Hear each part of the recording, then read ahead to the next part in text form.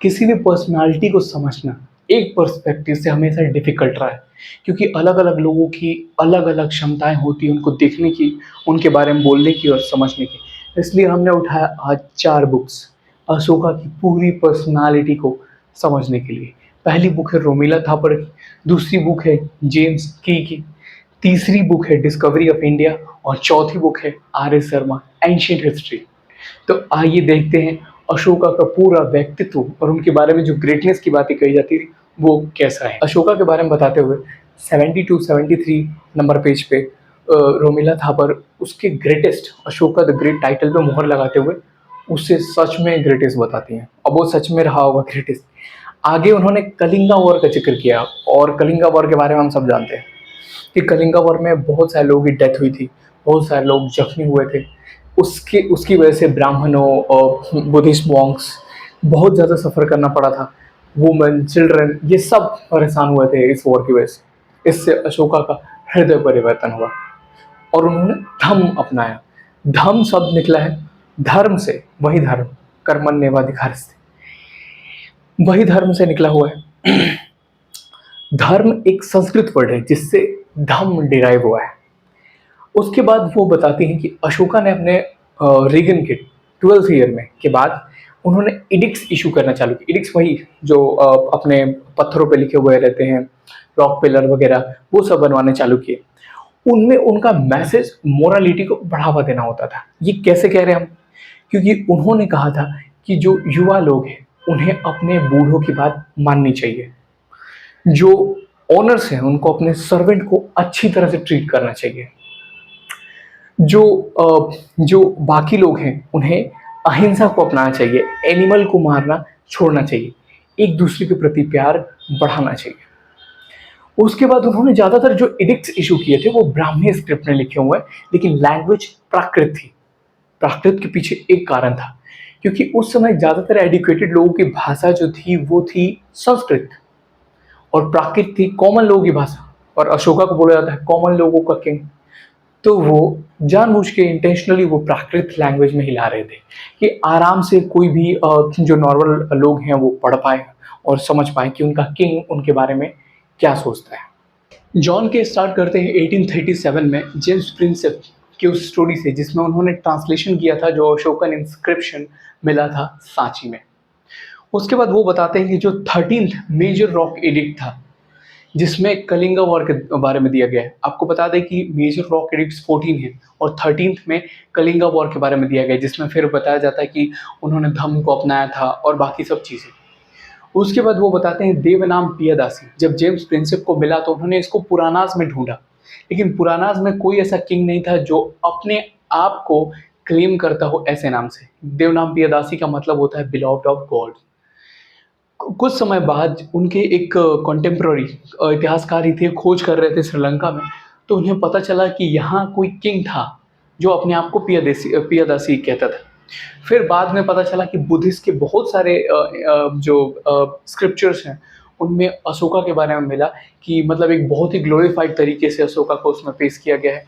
और उसमें ये भी लिखा गया कि एक महान इंडियन किंग ने अपने बेटे और डॉटर को श्रीलंका भेजा था वहाँ के बुद्धिज़्म प्रचार प्रसार करने के लिए। उसके बाद जब हम स्ट्रक्चर में देखते हैं तो अशोका के द्वारा बनाए गए जो स्ट्रक्चर्स थे वो थोड़ा थोड़ा मेल खाते हैं प्रिसेपोलिस के जो बनाए गए स्ट्रक्चर्स थे, बट यहाँ पे कुछ स्पेशल जैसे बुद्धिस्ट सिंबल्स हैं उनके जो स्ट्रक्चर्स बनाए गए हैं। और उसके बाद हम देखते हैं कि जो उनके स्ट्रक्चर्स हैं उसमें फोर हेड लॉयन एक स्पेशल मतलब सिंबल देखने को मिलता है। उसके बाद उन्होंने जब ह्यूमन सेंटिमेंट्स मतलब जो मोरालिटी को प्रमोट करने के लिए अपने इंस्क्रिप्शन में बहुत सारी चीज़ें दी थी, वो एक रेयर केस है किसी भी दुनिया के किसी भी किंग में, उनका एक रेयर केस है। तो ये मतलब डिफ्रेंशिएट करता है उनको बाकी किंग से। उसके बाद जॉन के लिखते हैं कि अगर अशोका को कलिंगा वॉर के बारे में इतना ही ज़्यादा दुख फील हुआ था तो उन्होंने उन लोगों को फिर बसाने के लिए कोई स्टेप क्यों नहीं लिया, उसके लिए स्पेशल जो इंस्क्रिप्शन थे वो क्यों नहीं लिखवाए। उसके बाद वो कहते हैं कि अशोका कुल मिला के अर्थशास्त्र पे ही चल रहे थे। अर्थशास्त्र में लिखा गया है एक जगह कि अगर आप किसी दूसरे राज्य पे कॉन्कर करते हैं तो एनिमी जो था आपका पहले किंग उससे ज़्यादा आप अपने गुणों को लोगों के सामने प्रदर्शित कीजिए। अगर आपका एनिमी अच्छा था तो आप उससे और अच्छा बन के मतलब वहाँ पे पेश आइए, लोगों को दिखाइए। तो कहीं न कहीं वो अर्थशास्त्र पे ही चल रहे थे। उसके बाद आगे लिखते हैं कि उन्होंने अपने जो रिप्रेजेंटेटिव्स थे मौर्यन एम्पायर के, उनको हुक्म दिया था कि जाओ लोगों के बीच में और लोगों को बताओ कि किंग जो है, वो उनके लिए भला चाहता है। और ऐसे उनको अपने साथ लेके आओ कि ताकि वो किंग को एक फादर के रूप में देखें। तो कहीं न कहीं जो जेम्स के इशारा करना चाहते हैं कि जो अशोका की पॉलिसीज़ थी, वो टोटल पैसिफिस्ट नहीं थी। वो एक सोची-समझी थी। मतलब अर्थशास्त्र के गाइडेंस में ही वो चल रहा था। डिस्कवरी ऑफ इंडिया लिखती है अशोका के बारे में कि वो नॉर्थ वेस्ट फ्रंटियर का वायसराय था उस टाइम पे। कलिंगा वॉर का भी उल्लेख करती है और उसके जो कॉन्सिक्वेंसेस हुए, जो बाकी सारे राइटर्स ने ऑलरेडी उल्लेख कर दिए, वो सेम टू सेम उल्लेख करती है। एक इम्पॉर्टेंट चीज़ जो अलग से उल्लेख करती है वो ये है कि अशोका ने अपने मैसेंजर्स और एम्बेसडर्स को सीरिया, मैसिडोनिया, सिरेन, बड़े-बड़े लाइक बहुत दूर-दूर की, लाइक सेंट्रल एशिया की, मतलब बहुत दूर-दूर की कंट्रियों में भेजा।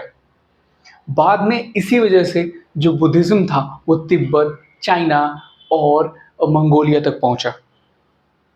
उसके बाद डिस्कवरी ऑफ इंडिया में एक और चीज़ लिखी हुई कि एच.जी. वेल्स एक फ़ेमस हिस्टोरियन थे। उन्होंने कहा कि हिस्ट्री में थाउज़ेंड्स ऑफ किंग हैं और उनके अलग-अलग सारे किंग्स के अपनी अलग-अलग ख़ासियत है। लेकिन अशोका उनमें एक स्टार की तरह जवाहरलाल नेहरू ने डिस्कवरी ऑफ इंडिया एक और चीज़ का उल्लेख करती है उसमें, वो है मल्टी पिलर्ड हॉल। उनका कहना है कि उसने अशोका ने फॉरेन क्राफ्ट्समैन को डिप्लॉयड किया था, ये स्ट्रक्चर्स जो बड़े-बड़े स्ट्रक्चर्स थे उनको खड़ा करने के लिए। हालाँकि इसमें फॉरेन झलक तो मिलती ही है लेकिन 80% मतलब बहुत ज़्यादा इंडियन झलक देखने को मिलती है। पाटलिपुत्रा में मल्टी पिलर्ड जो हॉल है उसका उल्लेख करते हुए उन्होंने कहा कि ये आर्किटेक्चर का एक नमूना है, जो अशोका ने उस टाइम में क्रिएट किया था। आर.एस. शर्मा शुरू करते हैं अपनी बुक में अशोकन इंस्क्रिप्शन से। वो कहते हैं अशोकन इंस्क्रिप्शन डिफरेंट टाइप की कैटेगरी में हमने डिवाइड किया है, जैसे major rock edicts, minor rock edicts, separate rock edicts, major pillar edicts, minor pillar edicts etc.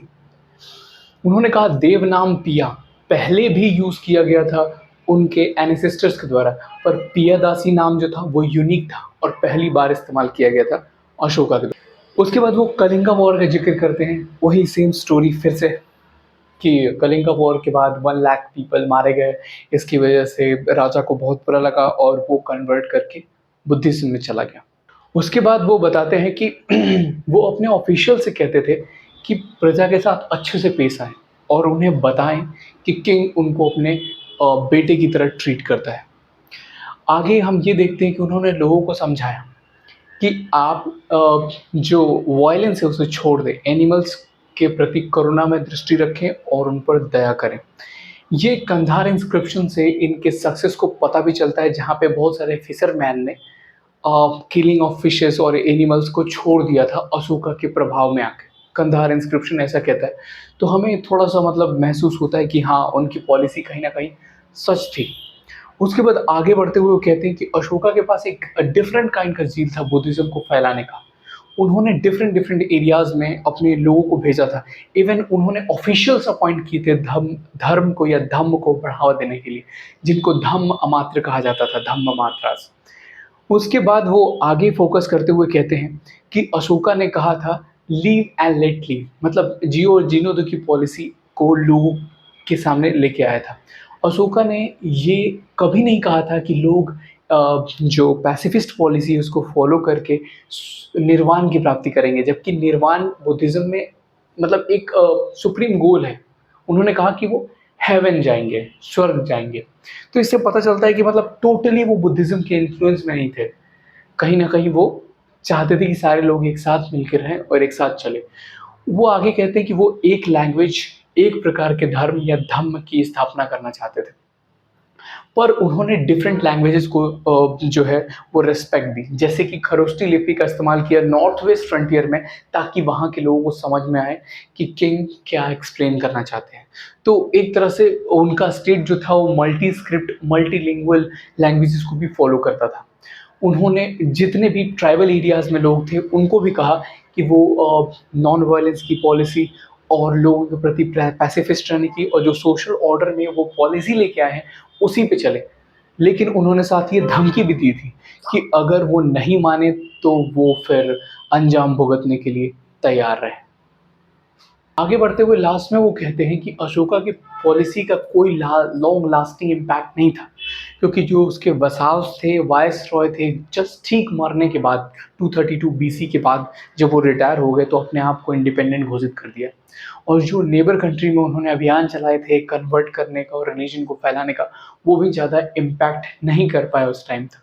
हालांकि बाद में इसका इम्पैक्ट हुआ, पर उस टाइम तक इसका इम्पैक्ट देखने को बहुत ही कम मिलता है।